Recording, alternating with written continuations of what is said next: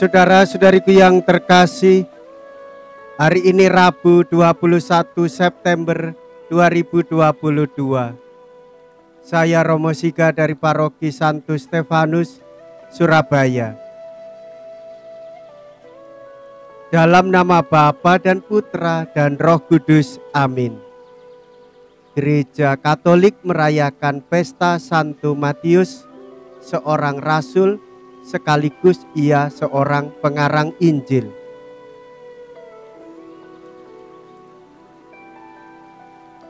Matius berdiri, kemudian ia mengikuti Tuhan Yesus. Mea culpa, mea culpa, mea maxima culpa. Marilah kita berdoa. Allah Bapa yang Maha Murah, kerahiman-Mu tiada taranya. Santo Matius, seorang pegawai pajak, telah Kau pilih menjadi rasul juga pengarang Injil-Mu. Semoga kami dikuatkan oleh teladan hidupnya dan dibantu oleh doa permohonannya. Sekarang pun bangkit mengikuti Engkau dan mengikatkan diri padamu dengan hati yang teguh. Dengan pengantaraan Yesus Kristus Putra-Mu Tuhan kami, yang hidup dan berkuasa bersama dengan Dikau dalam persatuan Roh Kudus, kini dan sepanjang masa. Amin.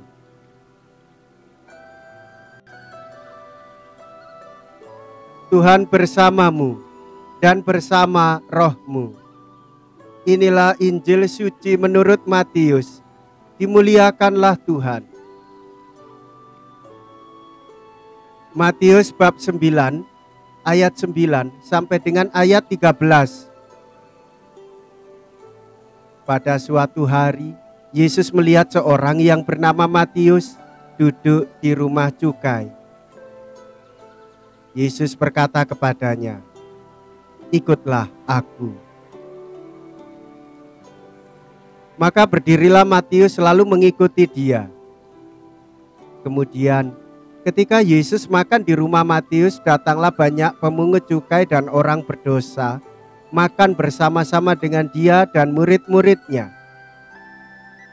Melihat itu, berkatalah orang-orang Farisi kepada murid-murid Yesus, "Mengapa gurumu makan bersama dengan pemungut cukai dan orang berdosa?" Yesus mendengarnya dan berkata, "Bukan orang sehat yang memerlukan tabib, melainkan orang sakit. Maka pergilah dan pelajarilah arti firman ini. Yang ku kehendaki ialah belas kasihan dan bukan persembahan. Karena aku datang bukan untuk memanggil orang benar, melainkan orang berdosa."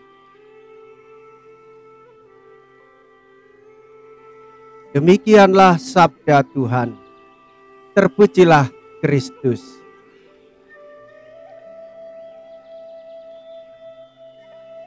Bapak, Ibu, Saudara-saudariku yang terkasih, Tuhan kita Yesus Kristus memanggil orang-orang yang berdosa, termasuk Matius, seorang pemungut cukai.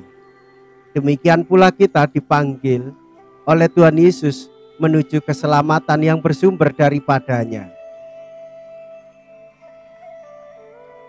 Saudara-saudari, kerap kali kita memandang dan mengadili orang secara mendatar atas hal-hal yang tampak saja.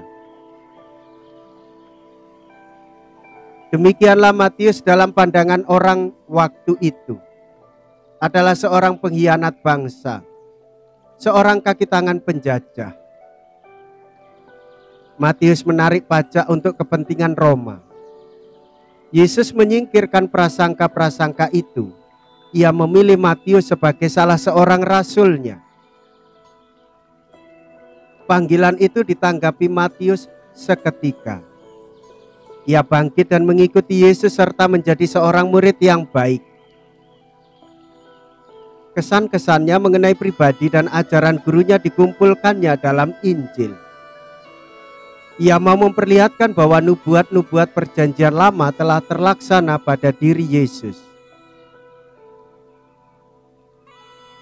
Saudara-saudariku yang terkasih, kita teringat pula pesan Tuhan Yesus. Tuhan bersabda, "Pergilah, jadikanlah segala bangsa muridku, dan baptislah mereka. Ajarilah mereka melakukan segala sesuatu yang telah kuperintahkan kepadamu." Yang pertama adalah, kalau kita ingin menjadi pengikut Tuhan Yesus seperti Matius, mau mendengarkan, menanggapi panggilan Tuhan, bangkit berdiri mengikuti Dia. Saat itu Matius sebagai kepala pemungut cukai tentu memiliki jabatan yang strategis, tetapi ia mau meninggalkan itu semua untuk mengikuti Tuhan Yesus.